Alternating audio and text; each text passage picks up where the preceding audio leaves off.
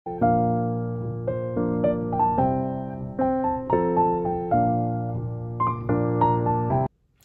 guys, good morning. It's been 1 month na ata since yung last update ko, and today is March 10. I'm already in my 36 weeks and 4 days or 5 days, ganun. Magta 37 weeks na. Anyway, today papunta kami dun sa ospital kung saan kong pinili manganak, and meron akong check-up. Kasama ko si Edri. Inaantay ko siya ngayon. Hinatid niya muna si Ariana sa school, and then diretso na kami dun sa hospital. And later, after that, sa bahay, update ko kayo sa lahat. Pakita ko sa inyo yung tiyan ko, kung ano nang nangyayari, kung ano nang mga kaganapan, para at least may update tayo. Tagal ko na kasing hindi nakakapag-film or nakakapag-update, diba? So, yun. Mamaya na lang ako magchika sa inyo. Okay? Waiting pa rin, guys. Ito kami sa ospital. Hi, baby.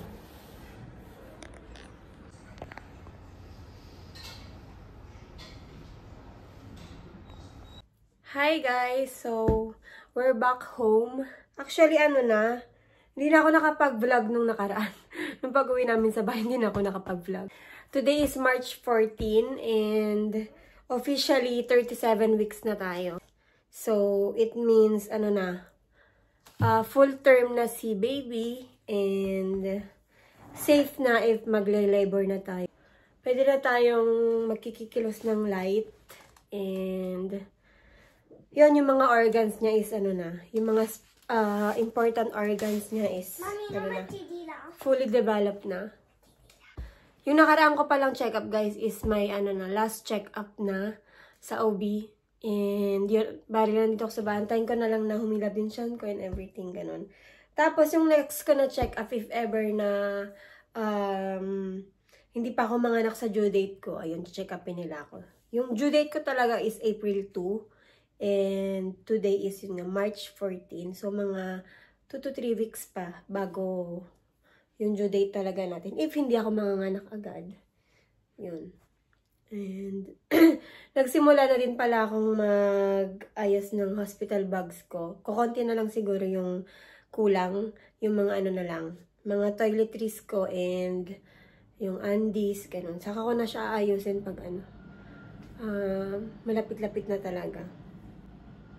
Ano pa bang ating ayun nga, andyan na yung crib niya.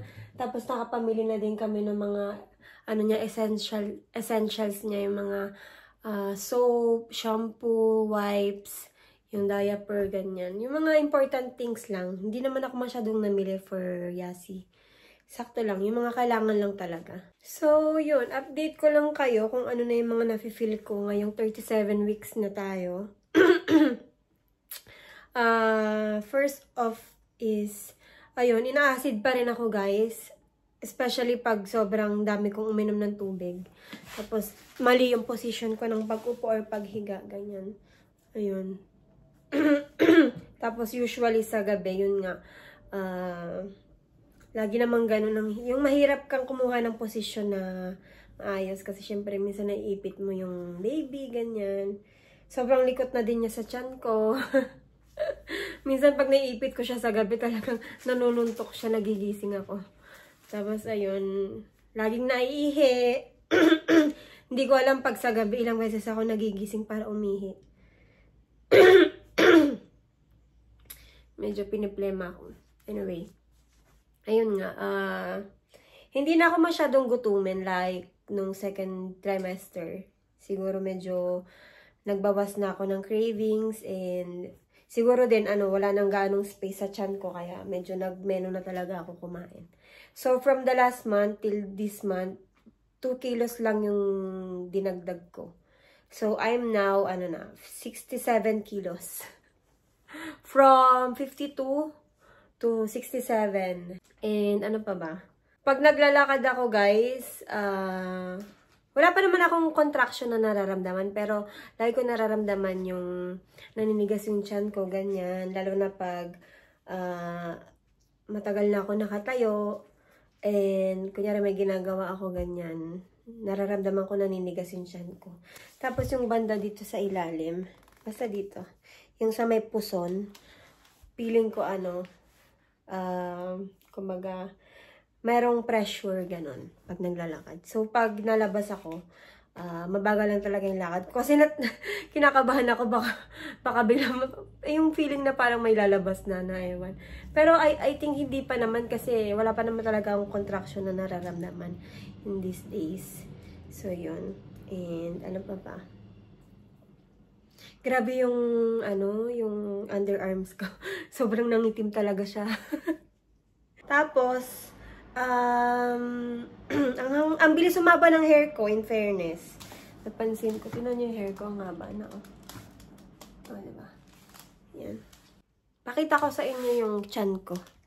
Yun nga pala, yung sa stretch marks.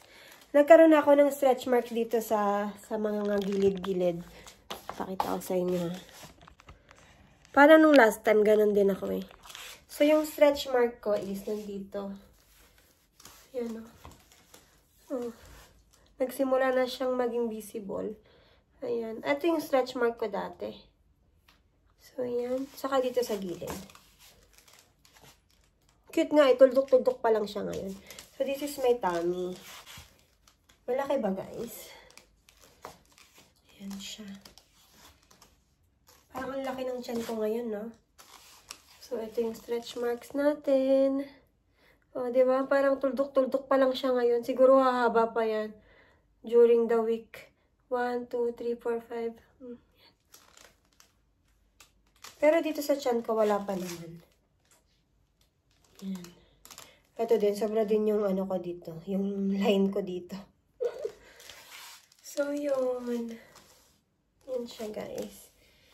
Hopefully, manganak na tayo. Wag na tayong abutin ng due date para makaraos na and makabilis ng recovery.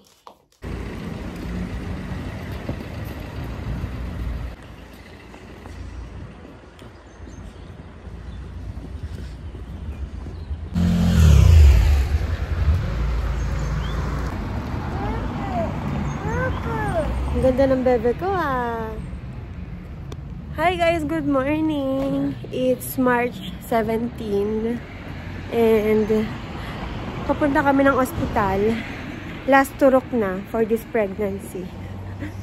Papaano ulit tayo? Examine ng dugo and everything. Last na, mga exams. And let's see kailan tayo iire. Sama ko si Edri. Ayan. Dito na kami dito sa ospital kung saan ako manganganak. Yes. Ano na lang, ilang days na lang. Yeah. Update guys, we're home. Ayun, natapos na din yung last nating blood exam. At nagpaano pala ako yung ECG, yung sa puso. Para yun sa sa epidural. If ever na kailanganin natin sa panganganak. Ganda ng araw today. Pakita ko sa inyo guys. Sa labas. Ganda ng sikat ng araw. Hi George!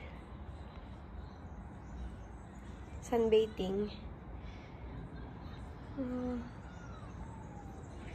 Ang swerte ni Yasi pag lumabas siya.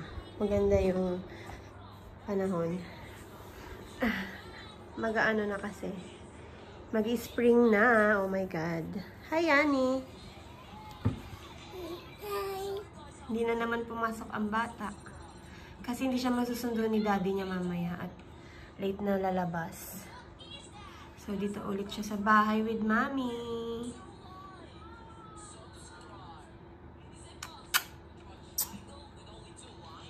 Working at home. Itong isa. May isa tayong dito, call center. Ayan, Tapos mamaya may trabaho pa yan. Sipag. Call center sa umaga yan, Pag uwi, call center again. Sana all.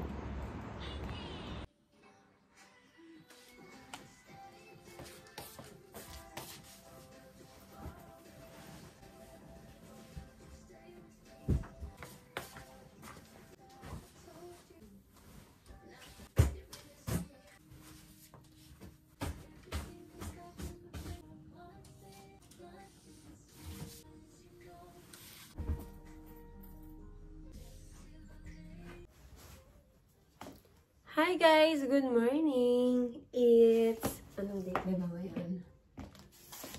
It's March 20 and we are finally in our 38 weeks pregnancy. Still, no sign of labor. Hindi pa ako nagko-contraction. Wala pa akong contraction na nararamdaman. Pero nag-start na akong maglakad-lakad. Lagay ko dito. It's March 23 and we are now 38 weeks and 3 days, I think, or 4 days.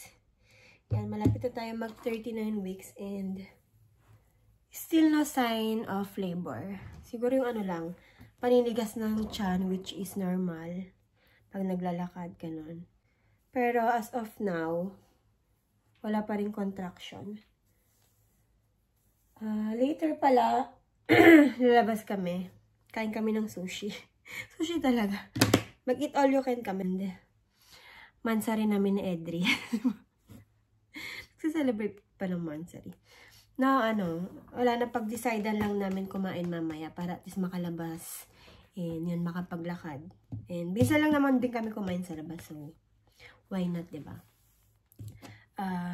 Try ko din mag-video mamaya. Kasama namin si Mama mamaya. Si Yana, ako, si Mama, si Edri. 4 kami. Dito lang naman sa malapit sa bahay. So, yun.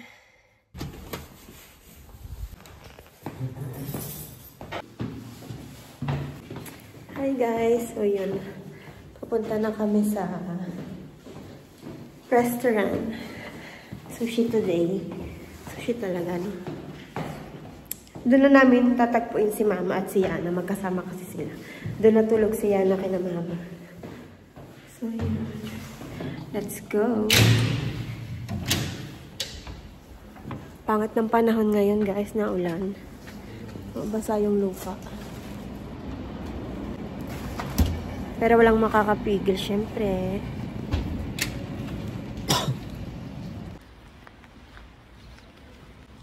Happy Mansari. Happy birthday. Mansari pa nga. Happy Mansari, babe. Eme. Halik. Uy. Walang kataw-taw. Landi, no? Yun. Walking distance lang naman. Mahal kita kahit sino ka man. Nanonood. Memir. Gutom ka na ba? Gutom ako sa pagmamahal mo.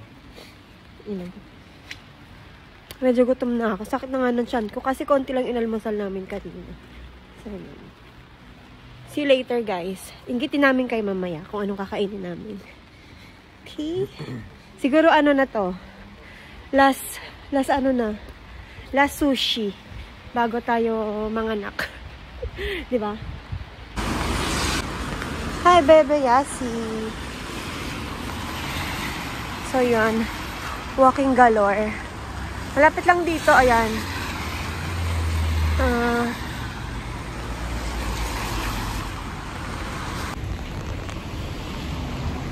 Laki ng tiyan ko, oh.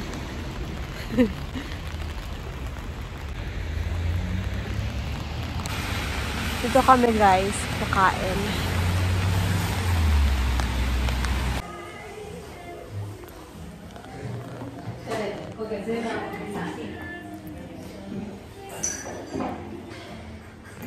F na F.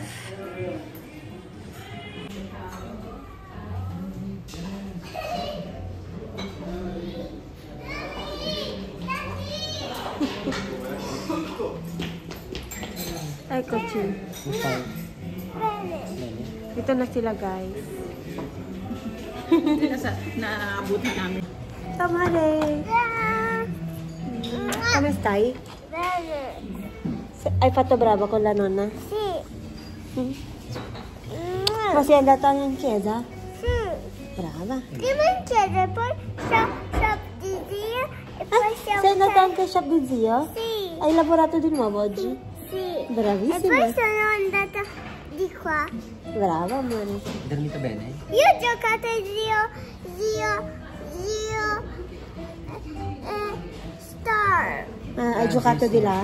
Sì. Bene. E poi abbiamo giocato anche con nonna. Ma hanno comprato qualcosa? Qualcuno ha comprato? Sì, solo una persona. Solo una persona? Poche persone oggi? Vabbè. Grazie. First plate. Va bene, sei piccolo. Va bene. Ho cambiato. Faccio così, guarda.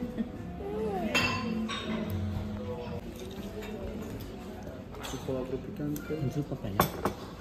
Oh. Numbers.